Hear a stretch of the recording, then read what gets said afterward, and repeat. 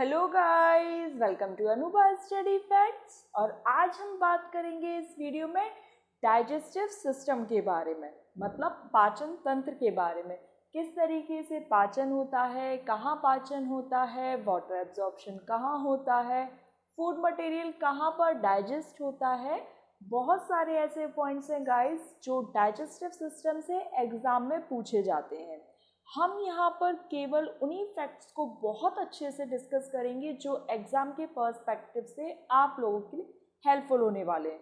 अगर हम digestive system को बिल्कुल बेसिक से पढ़ेंगे, और मतलब बेसिक से तो हम पढ़ना ही है, लेकिन बिल्कुल एक एक पॉइंट पढ़ेंगे जो पर्सपेक्टिव एग्ज़ाम के पर्सपेक्टिव से इतना ज़्यादा हेल्पफुल नहीं होगा, तो गाइस 2-3 वीडियोस लग जाएंगी अननेसेसरीली, और आप लोगों के लिए जो भी इम्पोर्टेंट फैक्ट्स हैं वो हो सकता है कि छूट भी सकते हैं। तो इसमें हम क्या करेंगे कि जितना भी मोस्ट इम्पॉर्टेंट पार्ट है जो कि एग्ज़ाम के व्यू से बनता है, एग्ज़ाम का पॉइंट ऑफ व्यू क्या कह रहा है, किस तरीके से क्वेश्चन ट्रेंड में पूछे जा रहे हैं, हम उन पर ये वीडियो बना रहे हैं। और उन्हीं ट्रेंड को लेकर आज मैं आपके सामने डाइजेस्टिव सिस्टम के बारे में बात करूँगी। So let's get started. Digestive system क्या होता है गाइस? पाचन तंत्र ये स्टार्ट हो जाता है हमारी बक्कल कैविटी से। ये एक तो बहुत ज़्यादा इम्पॉर्टेंट पॉइंट है, क्योंकि क्या होता है, लोगों को लगता है कि जब भोजन पेट में चला जाता है, स्टोमक में चला जाता है, वहीं पर इसका पाचन होता होगा, जबकि ऐसा नहीं है। पाचन बक्कल कैविटी,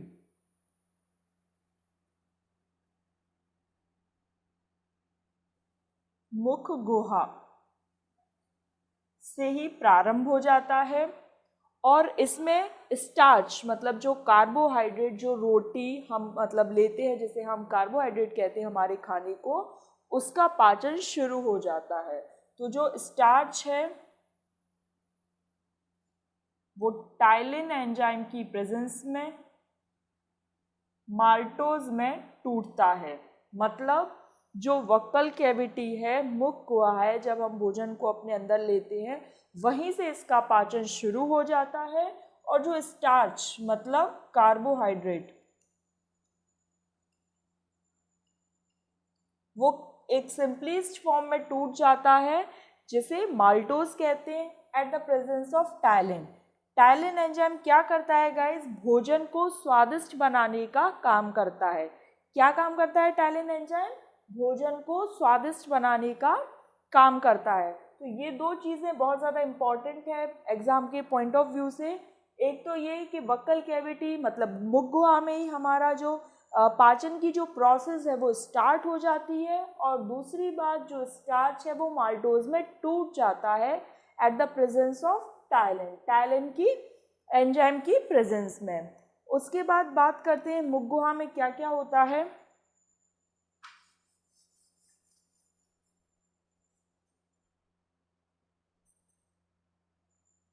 टंग, टीथ, ये तालू, ये जो ऊपर जो तालू रहता है वो, चिक, गाल जो होते हैं।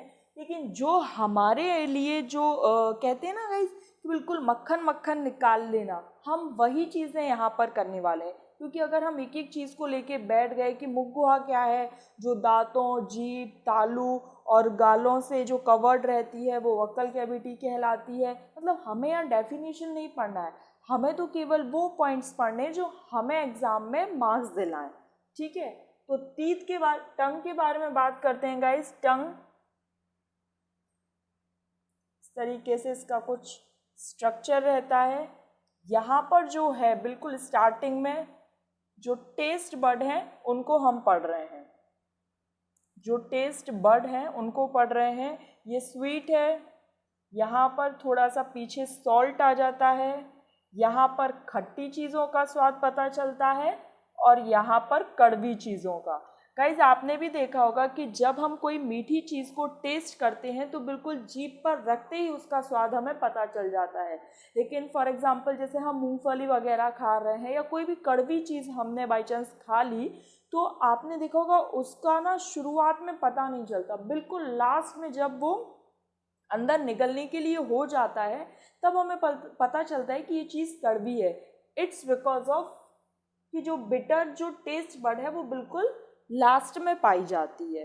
तो ये गाइस थोड़ा सा आपको पता होना चाहिए, कभी कभी एग्जाम में पूछ लिया जाता है कि टेस्ट बड कहाँ पे रहती है, तो बिल्कुल सिरे पर, बिल्कुल अग्रभाग में, और बिल्कुल जो थोड़े से पीछे सॉल्ट पश्च भाग में, ये सोर मतलब खट्टा, और बिटर बिल्कुल पीछे।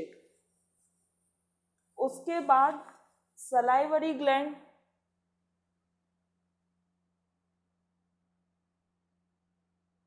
कितनी, तो 3 पेयर। इसमें भी जो 3 पेयर में जो एक हमारे पॉइंट ऑफ व्यू से जो हमें काम आएगा वो याद रखना है कि पैरोटिड ग्लैंड में, जो पैरोटिड ग्लैंड होती है गाइस, उसमें जब इन्फ्लेमेशन हो जाता है तो वो क्या, मम्स रोग हो जाता है। इसमें इन्फेक्शन जब हो जाता है तो कौन सा रोग हो जाता है, मम्स। पैरोटिड ग्लैंड में जब इन्फेक्शन हो जाता है तो कौन सा रोग हो जाता है गाइस, मम्स। फिर हम टीथ के बारे में देख लेते हैं। टीथ कितने होते हैं, 4 प्रकार के होते हैं। टोटल टीथ कितने होते हैं, 32 होते हैं। इनका फॉर्मूला क्या होता है, 2123 upon 2123 into 2 is equal to 32। अब गाइस देखते हैं कैसे, 2 और 1 3, 2 5 3 8, 2 3 2, 5 और 3 8, गुणा 2 मतलब 16, 16 32। इस तरीके से जो डेंटल फॉर्मूला होता है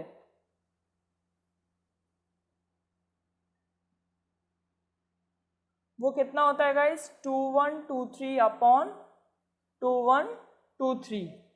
ठीक है गाइस। उसके बाद 4 प्रकार के दांत होते हैं, इंसिजर, कैनाइन, प्रीमोलर और मोलर। तो गाइज इसमें आपको सबसे जो मोस्ट इम्पॉर्टेंट फैक्ट है वो ये याद रखना है कि जो प्री मोलर टाइप का जो टीथ होता है वो मिल्क टीथ सेट में नहीं पाया जाता। मतलब दूध के दांत में प्री मोलर जो ये टीथ होता है वो एब्सेंट होता है, नहीं पाया जाता। याद रखिएगा गाइज, जब जो मिल्क सेट होता है उसमें प्री मोलर टाइप का टीथ नहीं पाया जाता। कितने प्रकार के टीथ है, incisor, canine, premolar and molar.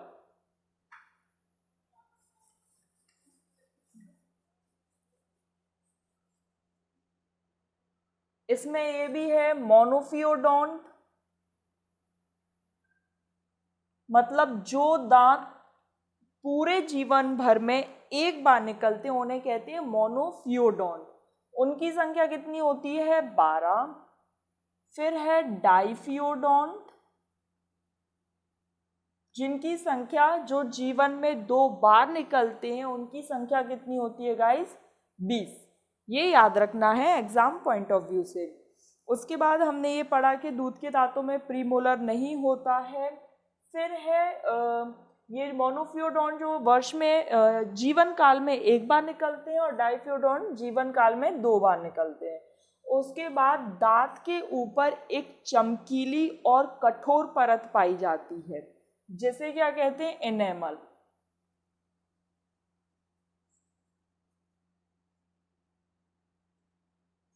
Enamel ये हमारी बॉडी की हार्डेस्ट सब्सटेंस है, hardest substance of living body, of human body.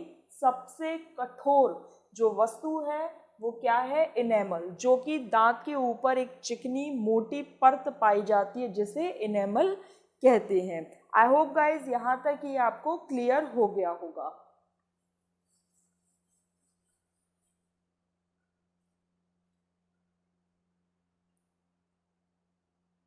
उसके बाद हम चलते हैं फेरिंग्स पर। फेरिंग्स क्या करती है, यहाँ पर जो भोजन नली होती है और जो श्वास मार्ग होता है, कौन सी, जो भोजन नली होती है और जो श्वास मार्ग होता है वो दोनों एक दूसरे को क्रॉस करते हैं। फेरिंग्स पर जो हमारी भोजन नली होती है और श्वास नली, ये एक दूसरे को क्रॉस करती हैं। कहाँ? फेरिंग्स में। याद रखिएगा गाइस, भोजन नली और श्वास नली एक दूसरे को कहाँ पर क्रॉस करेंगी? फेरिंग्स में।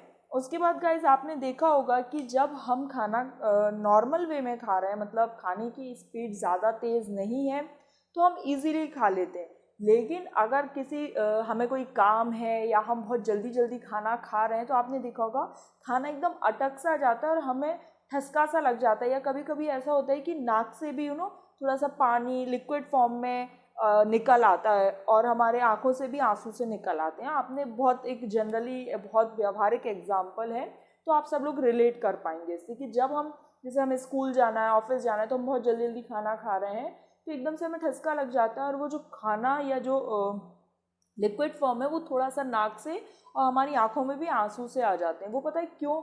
क्योंकि जब हम खाना खा रहे होते हैं तो जो फेरिंग्स जो होती है वो एक तो ये ईसोफेगस रहता है, मतलब भोजन यहाँ से सीधा चला जाएगा, और जो फेरिंग्स है जैसे मैंने बताया भोजन और श्वास नली, तो इस तरीके से एक संरचना होती है, इस तरीके से फ्लैप करती है। मतलब जब आप खाना खा रहे हैं तो वो श्वास नली को ढक देगी, तो जो खाना है वो ईसोफेगस में चला जाएगा और इस तरीके से फ्लैप करती रहती है। लेकिन हम जब बहुत जल्दी जल्दी खाना खाते हैं तो वो इतनी जल्दी फ्लैप किसी कारणवश नहीं कर पाती है, तो वो एकदम से जो भी भोजन का जो कण होता है वो श्वास नली में चला जाता है और वो नाक के थ्रू निकल जाता है। तो इस कहने का मतलब ये है कि ये जो संरचना है जो फ्लैप करती है, जो कि भोजन को श्वास नली में जाने से रोकती, मतलब केवल ईसोफेगस में यहीं से भोजन जा पाएगा, वो होती है आपकी एपिग्लॉटिस। वो संरचना क्या होती है गाइस? एपिग्लॉटिस ऐसी संरचना है, आपको एग्जाम में क्वेश्चन पूछा जा सकता है और पूछा भी गया है पहले कि ऐसी कौन सी संरचना है जो भोजन को श्वास नली या कंठ नली में जाने से रोकती है। मतलब ईसोफेगस में ही जाएगा, भोजन नली में ही जाएगा और कहीं नहीं जाएगा, तो वो एपिग्लॉटिस है। लेकिन ये क्वेश्चन भी पूछा जा सकता है कि भोजन नली और श्वास नली दोनों एक दूसरे को कहाँ पर क्रॉस करती है? तो वो करती हैं फेरिंग्स में। ये दो अलग अलग क्वेश्चन है लेकिन बहुत ज़्यादा इंपॉर्टेंट है, तो आप याद रखिएगा। और मैंने बिल्कुल ऐसा व्यवहारिक एग्जाम्पल लिया है कि आप उससे रिलेट कर पाए।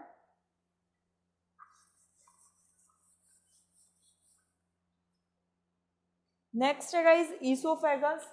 ईसोफेगस इस तरीके से ये संरचना होती है, ये ईसोफेगस होता है, यहाँ से भोजन जाता है। और गाइस क्योंकि हम यहाँ पर केवल अपना मक्खन मक्खन निकाल रहे हैं, तो यहाँ पे एकदम आप डायग्राम पर मत जाइएगा, ये जो मेन चीज़ है बस ये समझ आ जाए, दैट इज इनफ।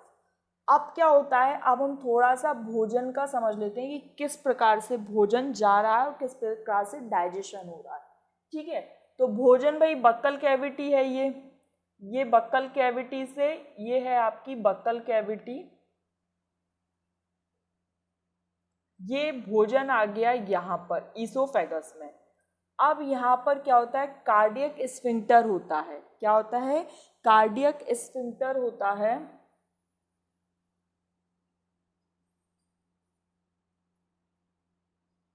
ये होता है आपका फंडिक और यहाँ ये होता है आपका पाइलोरिक। आई होप आप इस चीज़ को देख पा रहे होंगे गाइस, यहीं बना देती हूँ। ये आपका पाइलोरिक होता है। ठीक है, अब इनके क्या काम रहते हैं, इसे आप हिंदी में याद रख सकते हैं, छल्ला। स्फिंक्टर मतलब एक छल्ला जो होता है। अब भोजन बक्कल कैविटी में चूंकि दांतों के बीच थोड़ा सा भोजन पिस चुका है, ठीक, अब उसका पूरा एब्जॉर्प्शन होना तो भाई बाकी है, पूरा पाचन होना बाकी है, जो भी हमारे न्यूट्रिएंट्स हैं वो हमारी बॉडी में एब्जॉर्ब होना बाकी है, तो वो देखिएगा। ईसोफेगस में कोई पाचक रस नहीं होता है, वहाँ पर कोई डाइजेशन नहीं होगा, डायरेक्ट हमारा भोजन कहाँ गया? स्टोमक में। ये पूरा क्या है गाइज? आपका स्टोमक। यहाँ पर भोजन आ गया तो ये जो भोजन है ये वापस से ईसोफेगस में ना जाने पाए। समझिएगा गाइस, ईसोफेगस से भोजन आ गया स्टोमक में और ये सपोज ये भोजन आ गया, ये भोजन वापस से ईसोफेगस में ना जाना पाए, इसका काम है कार्डियक स्फिंक्टर का। कार्डियक स्फिंक्टर क्या काम करता है कि जो स्टोमक में खाना आ गया है वो वापस से ईसोफेगस में ना जाने पाए। ठीक है, फंडिक ये इसका मिडिल पार्ट होता है। अब जो है पायलोरिक स्फिंक्टर, मतलब एक पायलोरिक छल्ला समझ लीजिए गाइस, जो पायलोरिक छल्ला है उसका क्या काम होता है, यहाँ से स्टोमक से जो भोजन है वो जाएगा किस में, छोटी आंत में। छोटी आंत चूंकि 3 पार्ट से मिलकर बनी होती है, ड्यूडेनम, जेजुनम, आइलियम, तो यहाँ स्टार्ट होता है आपका ड्यूडेनम वाला पार्ट। ये ड्यूडेनम वाला पार्ट में भोजन आ गया। अब ड्यूडेनम से वापस से स्टोमक में ना जा पाए इसलिए काम करता है पायलोरिक स्फिंक्टर। इसको हम थोड़ा सा एक बार और अच्छे से समझ लेते हैं। देखिए, सबसे पहले ईसोफेगस, अब मैं थोड़ा सा ऐसे समझाने की कोशिश करती हूँ। ईसोफेगस से भोजन आया कहाँ, स्टोमक में। ठीक है, स्टोमक में आ गया तो यहाँ पर जो स्टोमक का जो पहला पार्ट है क्या बोलते हैं उसे, कार्डियक स्फिंक्टर। कार्डियक स्फिंक्टर जो है वो क्या काम करेगा, स्टोमक से भोजन को ईसोफेगस में जाने से रोकेगा। स्टोमक से ईसोफेगस में जाने को रोकेगा। फिर यहाँ से जो भोजन है वो कहाँ आ गया, ड्यूडेनम में, जो कि किसका पार्ट है, स्मॉल इंटेस्टाइन का। तो जो पायलोरिक स्फिंक्टर होता है वो क्या काम करता है, ड्यूडेनम से स्टोमक में वापस भोजन जाने से रोकता है, मतलब भोजन ना जाने पाए इसलिए ये काम करता है pyloric sphincter. I hope guys आप समझ गए होंगे। ये एग्जाम के पॉइंट ऑफ व्यू से इतना ज़्यादा भी इम्पॉर्टेंट नहीं है, क्योंकि हम डाइजेशन पढ़ रहे हैं तो मैंने सोचा थोड़ी सी आपको कार्य की बता दी जाए कि डाइजेशन होता किस प्रकार से है। उसके बाद भाई स्मॉल इंटेस्टाइन आ गई। स्मॉल इंटेस्टाइन में 3 प्रकार आ गए, मतलब पार्ट्स आ गए, सॉरी प्रकार नहीं पार्ट्स आ गए। ड्यूडेनम, इनके केवल नाम याद रख लें, इट इज सफिशिएंट, और आपको कुछ ज़्यादा याद नहीं रखना है। स्मॉल इंटेस्टाइन में क्या होता है, मोस्ट डाइजेशन, मतलब पाचन की क्रिया कहाँ पर संपूर्ण होती है, स्मॉल इंटेस्टाइन में। और लार्ज इंटेस्टाइन में क्या होता है गाइस, मतलब बड़ी आंत में क्या होता है, वाटर एंड मिनरल एब्जॉर्प्शन, ये दोनों आपको ध्यान रखना है। क्या होता है, वाटर और मिनरल एब्जॉर्प्शन होता है लार्ज इंटेस्टाइन में, और स्मॉल इंटेस्टाइन में खाने का डाइजेशन हो चुका होता है।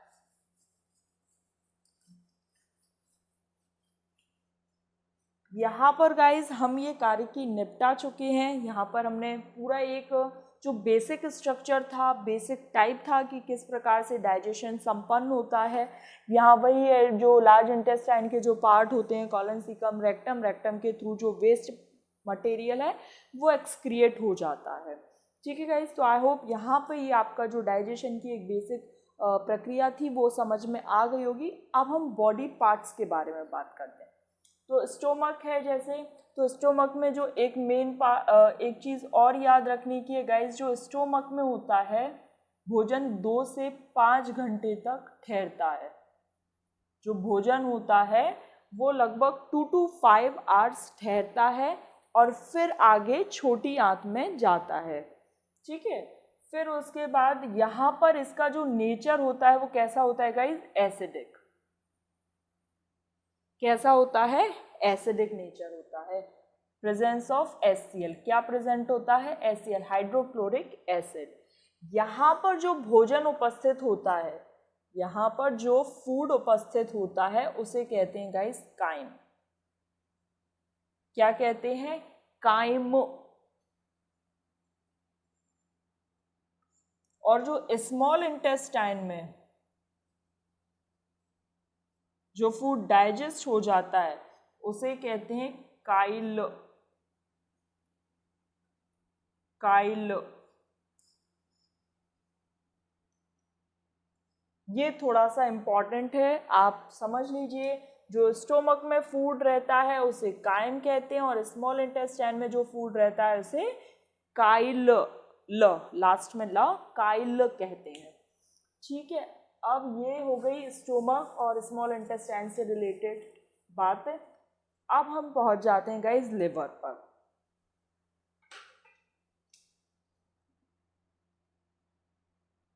लिवर, लिवर लार्जेस्ट ग्लैंड है।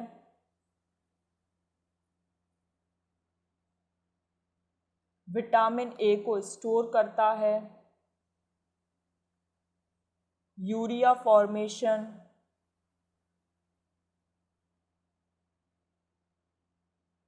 इस तरीके से ये पॉइंट्स बना लीजिए।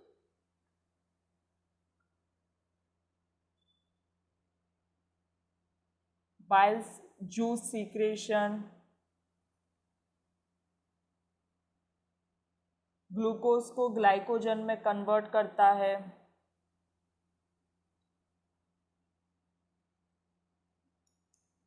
देखिए क्या है, ये लार्जेस्ट ग्लैंड है, विटामिन ए को स्टोर करता है, यूरिया फॉर्मेशन करता है, बाइल जूस सीक्रेट करता है, और ग्लूकोज को ग्लाइकोजन में परिवर्तित कर देता है। अब ये थोड़ा सा समझ लेते हैं।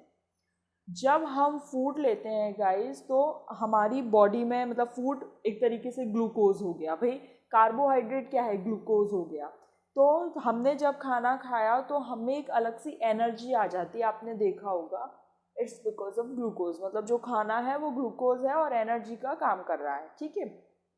अब हमारी जहाँ जहाँ टिश्यूज़, सेल्स को जहाँ पर भी ज़रूरत थी, क्योंकि हमने पढ़ा था सर्कुलेशन में कि ब्लड क्या काम करता है, ऑक्सीजन और इसेंशियल न्यूट्रिएंट्स को हमारे बॉडी टिश्यूज़ में ट्रांसफ़र करने का काम करता है, ठीक है।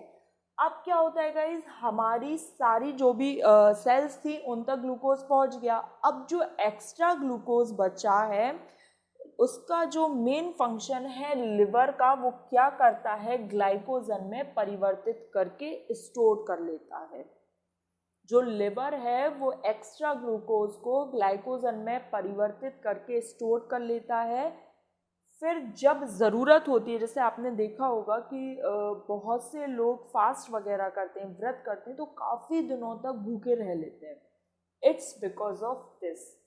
फिर क्या होता है, जब जैसे हमें आपूर्ति नहीं हो पाती है भोजन की, तो फिर क्या होता है, जो ग्लाइकोजन होता है वो ग्लूकोज में टूटने लगता है, और जहाँ भी हमारी सेल्स, टिश्यूज़ को ग्लूकोज की ज़रूरत होगी, एनर्जी की ज़रूरत होगी, वहाँ पर वो ब्लड उस ग्लूकोज जो इसेंशियल न्यूट्रिएंट्स हैं उसको सप्लाई कर देता है। एक्स्ट्रा ग्लूकोज को ग्लाइकोजन में कन्वर्ट करके स्टोर करने का काम लिवर करता है। विटामिन ए को स्टोर करता है, ये लार्जेस्ट ग्लैंड है। यूरिया फॉर्मेशन में यूरिया फॉर्मेशन करता है, और बाइल जूस को सीक्रेट करता है। इतने सारे काम हो गए गाइस आपके लिवर के। उसके बाद हम पढ़ेंगे क्या, पैनक्रियाज।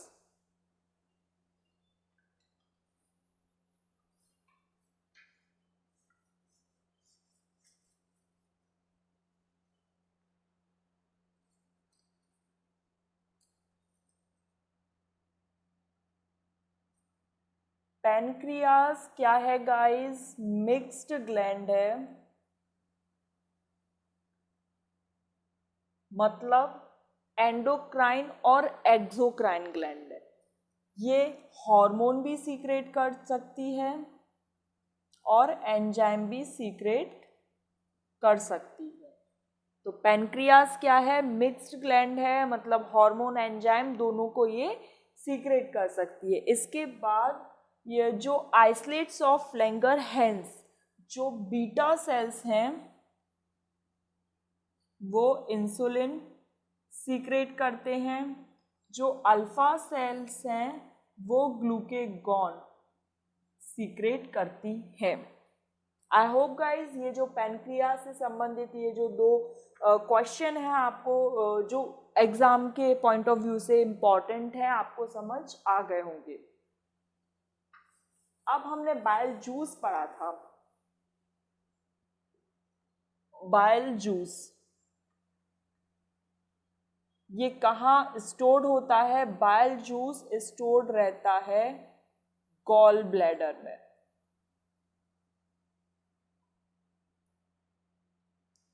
गॉल ब्लैडर में बाइल जूस जो होता है वो कहाँ स्टोर्ड रहता है? तो गॉल ब्लैडर में। बाइल जूस में बाइल सॉल्ट पाए जाते हैं जिसे बिलिरुबिन और बिलीबर्डिन कहते हैं। आप केवल अगर नाम से इनको केवल समझना चाहें तो बस केवल नाम याद रख लीजिए कि बिलिरुबिन और बिलीबर्डिन नाम के दो बाइल सॉल्ट पाए जाते हैं बाइल जूस में। ठीक है, क्योंकि इससे ज़्यादा अभी तक तो मुझे कोई देखने को नहीं मिला कि आपसे कोई भी क्वेश्चन पूछा गया होगा। बाइल जूस, एक तो स्टोर्ड और सीक्रेशन, ये दो क्वेश्चन ही ज़्यादातर पूछे गए हैं। उसके बाद आपको पता है कि हम हर एक टॉपिक के बाद एक क्विज की वीडियो लाते हैं जिसमें हम अगर कोई इसमें छूट जाता है कोई भी पॉइंट तो हम अच्छे से उसमें डिस्क्राइब और डिस्कस कर लेते हैं। अगर छूट भी गया होगा कोई क्वेश्चन तो जब मैं एनालिसिस करके पूरा एक क्विज का पेपर सेट बनाऊंगी या एक वीडियो जिस पर आएगा उसमें जो भी बची चीज़ें होंगी वो कवर अप हो जाएंगी। उसके बाद गाइज ये है कि हमें भूख क्यों लगती है। हंगर है, हंगर और थ्रस्ट सेंटर जो है वो क्या है हमारी बॉडी में? हाइपोथैलेमस। हाइपोथैलेमस क्या काम करता है? हंगर और थ्रस्ट सेंटर का काम करता है। हमें भूख क्यों लगती है गाइस? जब हमारे शरीर में जो ग्लूकोज है या जो अन्य पोषक तत्व हैं उनकी कमी हो जाए। जब हमारे शरीर में ग्लूकोज और अन्य पोषक तत्वों की कमी हो जाती है तब हमें भूख का एहसास होता है। तो ये कहाँ से, इसकी जो इम्पल्स हैं कहाँ से जनरेट होते हैं? तो हाइपोथैलेमस से ये सब ये जो सेंटर है हंगर और थ्रस्ट का ये यहाँ से जनरेट होते हैं। उसके बाद गाइज वोमिटिंग सेंटर जो होता है आप एक होता है मेडुला ओब्लोंगेटा। ये क्या होता है? जब हम कोई चीज़ निगलते हैं या वोमिटिंग जो सेंटर है, वोमिटिंग सेंटर और जो निगलने का जो सेंटर है स्वेलिंग, जो सेंटर है गाइस वो क्या है? Medulla oblongata. ये सेंटर है किसका? वोमिटिंग का और निगलने का। और थ्रस्ट और हंगर के हैं हाइपोथैलेमस। अब जो गाइस वेस्ट प्रोडक्ट होता है उसका जो ब्राउन कलर होता है, वेस्ट प्रोडक्ट का जो ब्राउन कलर होता है वो होता है गाइस स्टर्कोबिलिन की वजह से। स्टर्को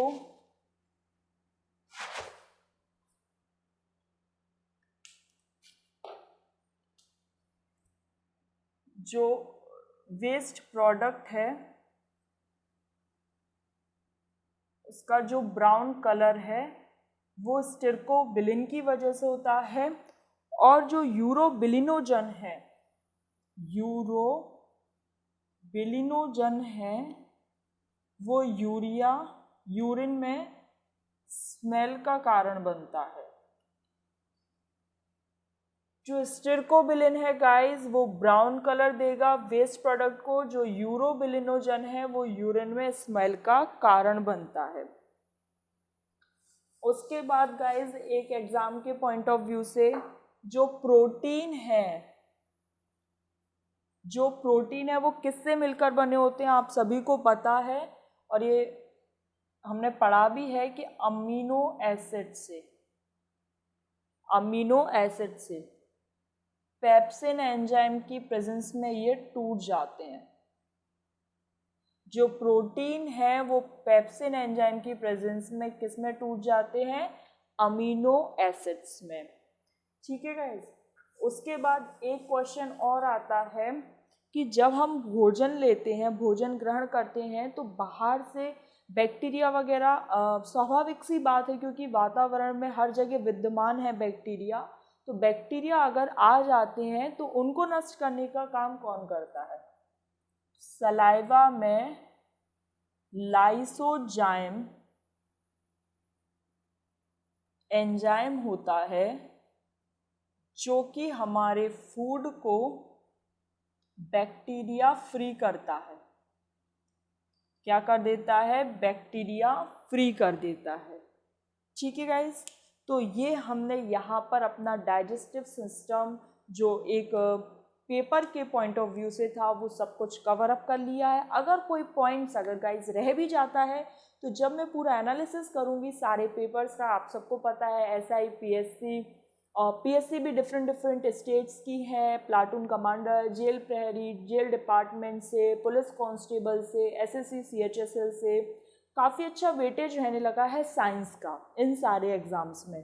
तो जब भी मैं इनका एनालिसिस करके एक वीडियो बनाऊंगी तो जो भी पार्ट रह गया होगा वो हम कवर अप कर लेंगे। अब हम एक क्विक रिवीजन करते हैं गाइस। ये वीडियो के लास्ट में जो क्विक रिवीजन रहता है वो बहुत ज़्यादा इंपॉर्टेंट रहता है। उससे आपको पता चल जाता है कि जो 15-20 मिनट की आप लोग वीडियो देखते हैं उसमें आपको कितना समझ आया, मैंने आपको कितने अच्छे से समझा पाया और आपने उस चीज़ को कितने अच्छे से समझा है। तो हम एक क्विक रिवीजन देख लेते हैं। सबसे पहले जो डाइजेशन की प्रोसेस है वो कहाँ से स्टार्ट हो जाती है गाइस, वो हो जाती है बक्कल कैविटी से स्टार्ट। बक्कल कैविटी में स्टार्च जो रहता है वो माल्टोज में कन्वर्ट हो जाता है at the presence of ptyalin. Ptyalin भोजन को स्वादिष्ट बनाता है। उसके बाद सलाइवा में जो लाइसोजाइम एंजाइम रहता है वो क्या करता है, फूड को बैक्टीरिया फ्री कर देता है। उसके बाद गाइज हमने पढ़ा कि जो टीथ होते हैं वो 2 प्रकार, टीथ वैसे 4 प्रकार के, लेकिन एक डाइफियोडोंट और मोनोफियोडोंट भी इसी का टाइप आ जाता है। डाइफियोडोंट मतलब जो जीवन काल में 2 बार निकल रहे हैं, इनकी संख्या 20 होती है। मोनोफियोडोंट जो जीवन काल में 1 बार निकलते हैं, जिनकी संख्या 12 होती है। दांत 4 प्रकार के होते हैं, incisor, canine, premolar and molar. जो प्रीमोलर होता है वो दूध के जो दांत होते हैं उनमें उपस्थित नहीं होता है। जीभ की हमने बात करी गाइज, तो जो जीभ का जो बिल्कुल स्टार्टिंग पॉइंट होता है वहाँ पर मीठा, उसके थोड़े से पीछे हमको सॉल्ट नमकीन, फिर जो पार्श मतलब यहाँ जो साइड से रहता है उसमें हमको खट्टा, और लास्ट में जाके बिल्कुल बिटर मतलब कड़वेपन का एहसास होता है। हमारे बॉडी जो मुंह में कितनी सलाइवरी ग्लैंड्स पाई जाती हैं, तो 3 टाइप की, जिसमें से आपको केवल एक पैरोटिड ग्लैंड याद रखना है। एग्जाम के पॉइंट ऑफ व्यू से बहुत ज़्यादा इंपॉर्टेंट है कि पैरोटिड ग्लैंड में जो इन्फ्लेमेशन होता है उसे क्या कहते हैं, तो मम्स कहते हैं। फिर उसके बाद गाइज हमने पढ़ा कि जो फेरिंग्स होती है उसमें श्वास नली और जो भोजन की नली है वो दोनों एक दूसरे को क्रॉस करती है, और यहाँ पर जो इस तरीके से एक जो फ्लैप करती हुई रचना होती है जो भोजन को डायरेक्ट ईसोफेगस में जाने देती है बल्कि श्वास नली में जाने नहीं देती, वो कौन सी संरचना होती है, एपिग्लॉटिस।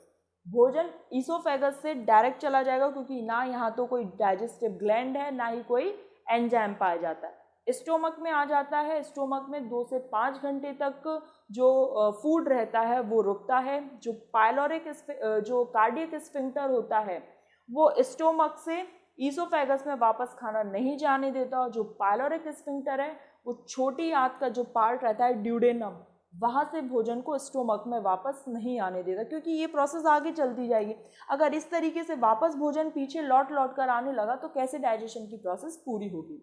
ठीक है गाइस, फिर हमने पढ़ा कि यहाँ पर जो नेचर है स्टोमक का वो एसिडिक होता है, presence of HCl hydrochloric acid. Stomach यहाँ पे स्टोमक में जो फूड रहता है उसे कहते हैं काइम। उसके बाद आ जाती है छोटी आंत। 3 प्रकार हैं, ड्यूडेनम, जेजुनम, आइलियम, यहाँ पर आपका जो फूड मटेरियल है वो ऑलमोस्ट डाइजेस्ट हो चुका होता है। वेस्ट प्रोडक्ट को आगे लार्ज इंटेस्टाइन में भेज दिया जाता है, जहाँ से वो रेक्टम के थ्रू बाहर एक्सक्रिएट हो जाता है। लार्ज इंटेस्टाइन में क्या होता है, जो वाटर रहता है, जो मिनरल्स हैं, उनका एब्जॉर्प्शन हो जाता है। यहाँ पर हमने डाइजेशन ऑलमोस्ट कवर अप कर लिया है। उसके बाद अब आ जाता है लिवर, जो कि लार्जेस्ट ग्लैंड है। उसके बाद ये विटामिन ए का स्टोरेज करती है, यूरिया फॉर्मेशन करती है, फिर ग्लूकोज को, जो एक्स्ट्रा ग्लूकोज है उसको ग्लाइकोजन में कन्वर्ट करती है, और जो बाइल है उसको सीक्रेट करती है, बाइल जूस को। बाइल स्टोर जो सीक्रेट होता है वो तो भाई लिवर से हो गया, लेकिन स्टोर कहाँ पर होगा, तो गॉल ब्लैडर में। पैनक्रियाज पढ़ते हैं, तो पैनक्रियाज में मोस्ट इम्पॉर्टेंट जो बात है, जो एग्जाम के पॉइंट ऑफ व्यू से बहुत ज़्यादा इम्पॉर्टेंट है, कि बीटा सेल से इंसुलिन का सीक्रेशन होता है और अल्फा सेल से ग्लूकेगॉन का। ये एक मिक्स्ड एंडोक्राइन ग्लैंड है, मतलब ये हार्मोन और एंजाइम दोनों का सीक्रेशन कर सकती है। यहाँ पर हमने पैनक्रियाज की बात कर ली, लिवर की बात कर ली और गॉल ब्लैडर की बात कर ली। अब जो हाइपोथैलेमस है, हाइपोथैलेमस में क्या होता है, थ्रस्ट और हंगर का सेंटर होता है। भूख हमें क्यों लगती है, क्योंकि जो ग्लूकोज होता है उसकी कमी जब हमारी बॉडी में हो जाती है, तो ये जो हाइपोथैलेमस है वो हमारे ब्रेन में संकेत देता है कि अब हमको भूख लग रही है। तो हम उस जो सिग्नल हैं उनको प्राप्त करके हम भोजन या कोई भी चीज़, जो ऐसी चीज़ जो हमें एनर्जी दे सके, उसको हम ग्रहण करते हैं। उसके बाद जो वोमिटिंग और निगलने का जो सेंटर है वो क्या होता है, वो होता है आपका मेडुला ओब्लिंगेटा। तो गाइज इस तरीके से हमने डाइजेस्टिव जो सिस्टम था उसको ऑलमोस्ट कवर अप कर लिया है। एग्ज़ाम के पॉइंट ऑफ व्यू से बहुत सारी चीज़ें कवर अप हो गई हैं, और अगर जो रह गई होंगी उसे हम नेक्स्ट वीडियो में क्विज के फॉर्म में कंप्लीट कर लेंगे। तो गाइज आपके लिए दोनों वीडियो देखना बहुत ज़्यादा इंपॉर्टेंट है, क्योंकि एक में हम अपनी पूरी थ्योरी यहाँ पर सब कुछ अच्छे से एक्सप्लेन करते हैं, और नेक्स्ट वीडियो में हम क्या करते हैं, क्विज लेकर आते हैं। अगर यहाँ पर कोई पार्ट रह गया है तो हम उसको वहाँ पर डिस्कस कर लेते हैं, और उसमें एक बहुत ज़्यादा इम्पॉर्टेंट चीज़ ये होती है कि हमको ये पता चल जाता है कि एग्ज़ाम का पैटर्न क्या है, क्वेश्चन किस तरीके से पूछे जा रहे हैं। अभी तक हमने 2 वीडियो कर ली, साइटोलॉजी मतलब सेल के बारे में सब कुछ समझ लिया, और सर्कुलेशन के बारे में सब कुछ समझ लिया। आपको खुद पता लग गया होगा कि हम एक वीडियो में इतना सारा कुछ कवर अप कर लेते हैं कि जो एग्जाम के पॉइंट ऑफ व्यू से जितने भी क्वेश्चन बन सकते हैं हम बिल्कुल मात नहीं खाएंगे। मेरी भी पूरी यही कोशिश रहती है कि आप सभी लोगों के लिए इतना अच्छा कंटेंट लाया जाए कि एक ही वीडियो में जो भी टॉपिक हम कर रहे हैं, चाहे वो सर्कुलेशन हो, सेल हो, डाइजेशन हो, आगे भी जो हम पढ़ेंगे, रेस्पिरेशन, एक्सक्रिएशन, जो भी, वो सब कुछ एक बार में कवर हो जाए। तो गाइज अगर ये वीडियो आप लोगों के लिए बेनिफिशियल है तो आप ज़्यादा से ज़्यादा इसको शेयर करें अपने फ्रेंड्स के साथ, ताकि उन लोगों को भी ये नॉलेज मिल सके। और ये जो चैनल हमने स्टार्ट किया है इसको आगे आप लोग प्रमोट करें, क्योंकि गाइज आप लोगों से ही ये चैनल बना है। अगर आप लोग ही इसको सपोर्ट करेंगे तो मुझे भी बहुत ज़्यादा मोटिवेशन मिलेगा, और इतने ही एंथुसियाज्म के साथ मैं आपको यहाँ पर पढ़ा पाऊँगी, क्योंकि एक मोटिवेशन ही ऐसी चीज़ रहती है जो हमारे अंदर से हमारी जो भी चीज़ें होती हैं, जैसे कि हमारा पढ़ाने का तरीका, हमारे समझाने का तरीका, हमें आगे मतलब उस चीज़ को बनाए रखने के लिए हमें प्रेरित करता रहता है। तो गाइस इस वीडियो को आप लाइक कीजिएगा अगर आपको पसंद आई हो, और शेयर करना, और अगर अभी तक आपने सब्सक्राइब नहीं किया है, आप चैनल पर पहली बार आप देख रहे हैं, तो जो पहले वीडियोस डल चुकी हैं उनको भी देखिए, उनसे समझने की कोशिश कीजिए, क्योंकि जब तक हमारा और आपका पढ़ने और पढ़ाने का कनेक्शन नहीं बनेगा गाइस, आप लोग ना मेरी बात समझ पाएंगे कि मैं क्या पढ़ाना चाह रही हूँ, क्या समझाना चाह रही हूँ, किस तरीके के एग्ज़ाम का पैटर्न है, क्वेश्चन किस तरीके से पूछे जाते हैं, हम क्या काम कर रहे हैं इस चैनल पर, हमारा क्या उद्देश्य है इस चैनल को लेकर। आप धीरे धीरे तभी समझ पाएंगे जब आप मुझे समझेंगे। तो गाइज यही है, अगर आप पहली बार देख रहे हैं तो सब्सक्राइब कर लेना, और पुराने हैं तो बेल आइकन प्रेस कर लेना अगर नहीं किया है। बेल आइकन को दबाने से होगा कि जब भी मैं न्यू वीडियो अपलोड करूँगी तो उसका नोटिफिकेशन सबसे पहले आपके पास पहुँचेगा। Thanks for watching this video. Thank you.